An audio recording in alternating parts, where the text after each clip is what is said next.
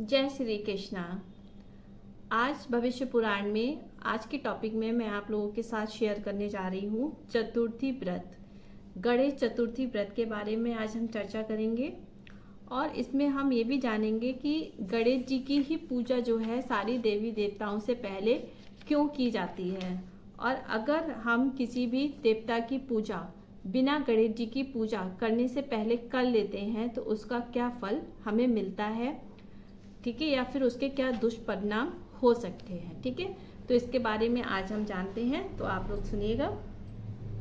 सबसे पहले देखते हैं चतुर्थी व्रत एवं गणेश जी की कथा के बारे में कुछ महत्वपूर्ण बातें हैं, उनके बारे में देख लीजिएगा। ठीक है, सुमंतु मुनि ने कहा, राजन, तृतीया कल्प का वर्णन करने के अनंतर, यानी कि जो हर माह आपकी तिथियां आती है ना, हिंदी में तिथियां होती हैं, प्रथम, द्वितीय, तृतीया, चतुर्थी, पंचमी, ऐसे करके। तो यहाँ पे जो है लास्ट चैप्टर में तृतीय तिथि के बारे में बताया था। अब हम आज चतुर्थी तिथि के बारे में मैं बात कर रही हूँ। तो यहाँ पर सुमंतु ऋषि ने कहा कि चतुर्थी तिथि में जो चतुर्थी तिथि होती है, ठीक है, सदा निराहार रहकर व्रत करना चाहिए। जैसे कि गणेश चतुर्थी है या फिर बहुत से लोग जो है चतुर्थी में तिथि में व्रत रखते हैं, ठीक है, उपवास रखते हैं, तो उसमें जो है निराहार रहना चाहिए, किसी प्रकार का आहार ग्रहण नहीं करना चाहिए। ब्राह्मण को तिल का दान देकर स्वयं भी तिल का ही भोजन करना चाहिए। इस प्रकार व्रत करते हुए अगर आप मान लीजिए चतुर्थी का कोई व्रत करते हैं और 2 वर्ष तक व्यतीत हो जाए, यानी कि 2 साल तक अगर आपने चतुर्थी व्रत रख लिया, तो भगवान विनायक प्रसन्न होकर व्रती को अभिष्ट फल प्रदान करते हैं, उसका भाग्योदय हो जाता है और वह अपार धन संपत्ति का स्वामी हो जाता है। ठीक है, इसके बाद ही वह दीर्घायु, क्रांतिमान, बुद्धिमान, धृतिमान, भाग्यमान, अभिष्ट कार्यों और असाध्य कार्यों को भी क्षण भर में सिद्ध करने वाला हो जाता है। फिर राजा शतानिक ने पूछा, मुने, गणेश जी ने किसके लिए विघ्न उत्पन्न किए थे, जिसके कारण उन्हें विघ्न विनायक भी कहा जाता है। गणेश भगवान को जो है विघ्न विनायक भी एक नाम है। तो यहाँ पर राजा शतानिक ने पूछा कि ऐसा किसके लिए गणेश जी ने जो है विघ्नों को जो है उत्पन्न कर दिया था, जिससे कि उनका ये नाम पड़ा। तो आप विग्रह तथा उनके द्वारा विघ्न उत्पन्न करने के कारण मुझे बताने का कष्ट करें, ऐसा राजा शतानिक ने जो है सुमंतु जी से पूछा। तो सुमंतु मुनि बोले, राजन, एक बार अपने लक्षण शास्त्र के अनुसार, हमारे एक शास्त्र है जिसका नाम है सामुद्रिक शास्त्र, इसी को एक लक्षण शास्त्र के नाम से भी जाना जाता है। ठीक है, तो उसके हिसाब से सुमंतु ऋषि ने बताया कि स्वामी कार्तिकेय ने पुरुषों और स्त्रियों के श्रेष्ठ लक्षणों की रचना की थी। कार्तिकेय जो है गणेश भगवान के जो है भाई हैं बड़े, तो सभी को पता होगा। तो वो उस समय बैठे हुए थे, तो वो श्रेष्ठ पुरुषों के क्या लक्षण हैं, श्रेष्ठ स्त्रियों के क्या लक्षण हैं, इस बारे में वह लिख रहे थे। ठीक है, उनकी रचना कर रहे थे। उस समय गणेश जी ने वहां पर आकर उन्हें विघ्न उपस्थित जो है किया। इस पर कार्तिकेय जी जो थे क्रोध हो उठे, यानी कि उनको गुस्सा आ गया और उन्होंने गणेश जी का एक दांत उखाड़ लिया और उन्हें मारने के लिए उद्यत हो उठे। उसी समय भगवान शंकर ने आकर उनको रोककर पूछा कि तुम्हारे क्रोध का क्या कारण है। तो कार्तिकेय जी ने कहा, पिताजी, मैं पुरुषों के लक्षण बनाकर स्त्रियों के लक्षण बना रहा था, उसमें इसने जो है विघ्न उपस्थित किया, जिससे स्त्रियों के लक्षण मैं नहीं बना पाया, इस कारण मुझे क्रोध आ गया। और ये सुनकर महादेव जी ने कार्तिकेय जी के क्रोध को शांत किया और हंसते हुए कहा और उनसे पूछा। शंकर बोले, पुत्र, तुम पुरुष के लक्षण जानते हो, तो बताओ मुझ में पुरुष के ऐसे कौन से लक्षण हैं। तो कार्तिकेय जी ने कहा, महाराज, आप में ऐसा लक्षण है कि संसार में आप कपाली के नाम से प्रसिद्ध होंगे। तो पुत्र का ये वचन सुनकर महादेव जी को क्रोध आ गया और उन्होंने उनके उस लक्षण वाली जो उनकी जो किताब थी, जो ग्रंथ था, उसको उठाकर समुद्र में फेंक दिया और स्वयं अंतर्ध्यान हो गए। बाद में शिवजी ने समुद्र को बुलाकर कहा कि तुम स्त्रियों के आभूषण स्वरूप विलक्षण लक्षणों की रचना करो और कार्तिकेय से जो पुरुष लक्षण के विषय में कहा उसको कहो। तो समुद्र ने कहा, जो मेरे द्वारा पुरुष लक्षण का शास्त्र कहा जाएगा वह मेरे ही नाम से जो है सामुद्रिक शास्त्र से प्रसिद्ध होगा। तो स्वामी, आपने जो आज्ञा मुझे दी है वह निश्चित ही मैं पूरी करूंगा। इसी वजह से जो लक्षण ग्रंथ है उसी को सामुद्रिक लक्षण किताब से जाना जाता है।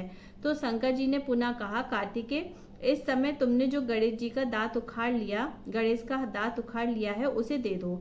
निश्चय ही कुछ यह हुआ कि होना ही था, दैव योग से गणेश के बिना संभव नहीं था, इसलिए उनके द्वारा ये विघ्न उपस्थित किया गया था। मतलब वो एक शुभ कार्य कर रहे थे, लेकिन वो बिना गणेश जी के होना नहीं था। तो भगवान शंकर ने कहा कि बिना गणेश के ये कार्य संपन्न नहीं होना था, इस वजह से गणेश ने जो है वहां आके विघ्न जो है किया था। तो यदि तुम लक्षणों की अपेक्षा हो तो समुद्र से ग्रहण कर लो, किंतु स्त्री पुरुष का ये श्रेष्ठ लक्षण शास्त्र सामूहिक समुद्र शास्त्र से ही नाम के साथ से प्रसिद्ध होगा। गणेश को तुम दांत युक्त कर दो। तो कार्तिकेय जी ने भगवान देवशर से कहा, आपके कहने से मैं दांत तो विनायक के हाथ में दे देता हूँ, किंतु उन्हें इस दांत को सदैव धारण करना पड़ेगा। ठीक है, हमेशा उस दांत को अपने पास धारण करना होगा। यदि इस दांत को वह फेंक कर इधर उधर घूमेंगे तो ये फेंका गया दांत उन्हें भस्म कर देगा। ऐसा कहकर कार्तिकेय ने उनके हाथ में दांत दे दिया। भगवान देवेश्वर ने गणेश जी को कार्तिकेय जी के इस बात को मानने के लिए सहमत कर लिया कि भाई दांत को जो है हमेशा धारण करके रखना है, इधर उधर नहीं फेंकना है, ऐसा गणेश जी को बता दिया गया।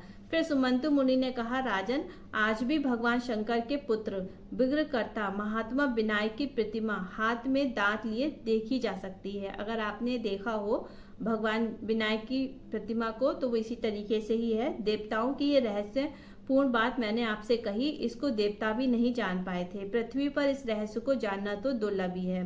प्रसन्न होकर मैंने इस रहस्य को आपसे तो कह दिया, किंतु गणेश की ये अमृत कथा चतुर्थी तिथि के संयोग पर ही कहनी चाहिए। जो विद्वानों से चाहिए कि वह इस कथा को वेद पारंगत श्रेष्ठ द्विजों और अपनी क्षत्रियोचित व्रति में लगे क्षत्रियों, वैश्यों और गुणगान शूद्रों को सुनाए।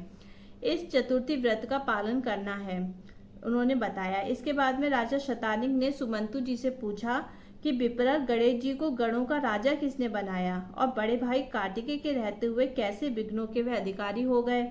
तो सुमंतु मुनि ने कहा, राजन, आपने ये बहुत अच्छी बात पूछी है। जिस कारण से विघ्न कारक हुए हैं, जिन विघ्नों को करने से इस पद पर उनकी नियुक्ति हुई है, वह मैं आपसे कहता हूँ, उसे आप एकाचित होकर सुने। पहले कृत युग में प्रजाओं की सब सृष्टि हुई थी, तो बिना विघ्न बाधा के ही देखते सब कार्य सिद्ध हो जाया करते थे। प्रजा को बहुत अहंकार हो गया। कलेश रहित अहंकार से परिपूर्ण प्रजा को देखकर ब्रह्मा ने बहुत सोच विचार कर प्रजा समृद्धि के लिए विनायक को विनियोजित किया। ठीक है, विनायक मतलब गणेश जी को विनियोजित किया। ब्रह्मा के प्रयास से भगवान शंकर ने गणेश जी को जो है कहा गणों का अधिपति बनाया कि राजन, जो प्राणी गणेश जी के बिना पूजन किया कार्य आरंभ करेगा, उसके लक्षण मुझसे सुनिए। वह व्यक्ति, अगर मान लीजिए किसी व्यक्ति ने जो है बिना गणेश जी, क्योंकि भगवान ब्रह्मा जी के कहने पर शंकर भगवान ने जो है गणेश जी को सारे देवताओं का एक आधिपत्य यानी कि एक पूजनीय बना दिया था। सबसे पहले पूजा होगी, ठीक है, क्योंकि पहले सारे कार्य बिना विपत्ति के सबके हो जाते थे। तो जो देवताओं को घमंड हो गया था, अहंकार हो गया था, उसको कम करने के लिए इस तरीके से कहा गया था।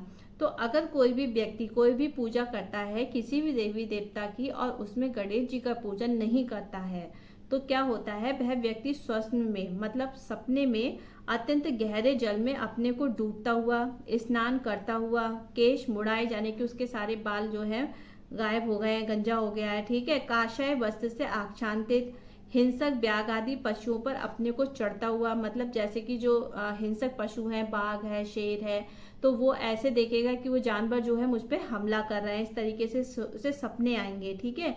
और ब्याग आदि पशुओं को अपने पर चढ़ता हुआ देखता है। अनंत गंधर्व और ऊंट आदि पर चढ़कर परिजनों से घिरा हुआ अपने को जाता हुआ देखता है, मतलब किसी सवारी पर जाकर अपने परिजनों को छोड़ता हुआ जाता हुआ अपने आप को देख रहा है। जो मानव केकड़े पर बैठकर अपने को जल की तरंगों के बीच गया हुआ देखता है और पैदल चल रहे लोगों से घिरकर यमराज के लोक को जाता हुआ अपने को स्वप्न में देखता है, तो वह निश्चित ही अत्यंत दुखी होता है। मतलब ये सारी चीजें उसे सपने में तो आती हैं, पर उसके जीवन में भी दुख आने शुरू हो जाते हैं। जो राजकुमार स्वप्न में अपने चित्र तथा आकृति को विकृत रूप में अवस्थित देखता है, मतलब वैसे तो वह राजकुमार है लेकिन सपने में जो है अपने आप को कुरूप रूप में देख रहा है, अपनी स्थिति को बिगड़ते हुए देख रहा है, करवीर के फूलों की माला से विभूषित देखता है। इन भगवान विक्रेश के द्वारा विघ्न उत्पन्न कर देने के कारण पूर्व वंशानुकृत प्राप्त राज्य को प्राप्त नहीं होता है। तो ये सारे कार्य इसलिए होते हैं क्योंकि गणेश भगवान जो हैं फिर उसके जो भी कार्य हैं उन सब में विघ्न उपस्थित कर देते हैं। ठीक है, तो कुमारी कन्या अपने अनुरूप पति को प्राप्त नहीं कर पाती। गर्भिणी स्त्री, अगर मान लीजिए कोई स्त्री जो है गर्भिणी है, गर्भ से है, और वह भगवान कोई भी पूजन से पहले भगवान गणेश जी का पूजन नहीं करती है तो गर्भिणी होते हुए भी उसे कोई भी संतान की प्राप्ति नहीं होती है। श्रोत्रिय ब्राह्मण आचार्यवश लाभ नहीं पा सकते। शिक्षा शिष्य अध्ययन नहीं कर पाते हैं। कोई भी छात्र अगर इस तरीके से करता है तो वह चाहे कितना भी पढ़ ले उसे कभी भी विद्या प्राप्त नहीं होती। लड़कियां चाहे कितना भी पूजन पाठ कर लें उसको अच्छे पति नहीं मिलते। तो वैश्य को व्यापार में लाभ प्राप्त नहीं होता। कृषक को कृषि कार्य में सफलता नहीं मिलती। यहाँ पर कहने का तात्पर्य ये है, अगर आप भगवान गणेश को छोड़कर अन्य देवी देवताओं का पूजन करते हैं पर उनको नहीं पूजते हैं तो आपका कोई भी कार्य किसी भी तरीके से सफल नहीं होता, उन समय अड़चने आती हैं। ठीक है, तो यहाँ पर यही बताया गया है। इसलिए राजन ऐसे अशुभ स्वप्नों को देखकर भगवान गणपति की प्रसन्नता के लिए विनायक शांति करनी चाहिए। अगर ऐसा कुछ किसी के साथ हो रहा हो, कोई भी काम नहीं बनना है और बनते बनते बिगड़ जा रहा है तो उसको जो है विनायक भगवान गणेश जी की जो है उनकी शांति के लिए पूजन करना चाहिए। और शुक्ल पक्ष की चतुर्थी के दिन बृहस्पतिवार और पुष्य नक्षत्र होने पर गणेश जी को सर्वौषधि और सुगंधित द्रव्य पदार्थों से उपलित करें और उन भगवान विघ्नेश के सामने स्वयं भद्रासन पर बैठकर ब्राह्मणों से साक्षी वाचन कराएं। और भगवान शंकर, पार्वती, गणेश जी की पूजा करके सभी पितरों तथा ग्रहों की पूजा करनी चाहिए। 4 कलश स्थापित करके सप्तमृति का गुगुल और गोरोचन आदि द्रव्य सुगंधित पदार्थ छोड़ें। सिंहासन से गणेश जी को स्नान कराएं। स्नान कराते समय कुछ मंत्र इसमें दिए गए हैं, उन मंत्रों का पाठ करें। ठीक है, तो यहाँ पर यही बताया गया है। तो इसी तरीके से जो है गणेश भगवान की पूजा करनी चाहिए और गुरु को भोजन कराएं, ब्राह्मणों को भोजन कराएं, दक्षिणा दें। और भगवान गणेश तथा गिरोह की पूजा करने से ही सभी कर्मों का फल प्राप्त होता है और अत्यंत श्रेष्ठ लक्ष्मी भी प्राप्त होती है। सूर्य, कार्तिकेय और विनायक का पूजन एवं तिलक करने से सभी सिद्धियां भी प्राप्त होती हैं। तो यहाँ पर कहने का तात्पर्य ये है, अगर आप कोई भी कार्य कर रहे हैं और उस कार्य में आपको सफलता नहीं मिल रही है या मिलते मिलते रह जा रही है किसी कारणवश, तो आप भगवान गणेश जी का पूजन करें विधि विधान से और उनसे क्षमा याचना करें। उसके बाद में आपके सारे कार्य सफल हो जाएंगे। ठीक है, तो आज के इसमें इतना ही था। कल नेक्स्ट अगली बार में दूसरा जो भी होगा चैप्टर वो मैं आपके साथ शेयर करूंगी। तब तक के लिए अगर वीडियो अच्छा लगा हो तो प्लीज़ सब्सक्राइब करिएगा, लाइक करिएगा, कमेंट में बताइएगा कि आपको समझ में आ रहा है जो मैं आपको एक्सप्लेन कर रही हूँ। तो चलिए कल फिर मिलती हूँ, तब तक के लिए धन्यवाद। जय श्री कृष्ण।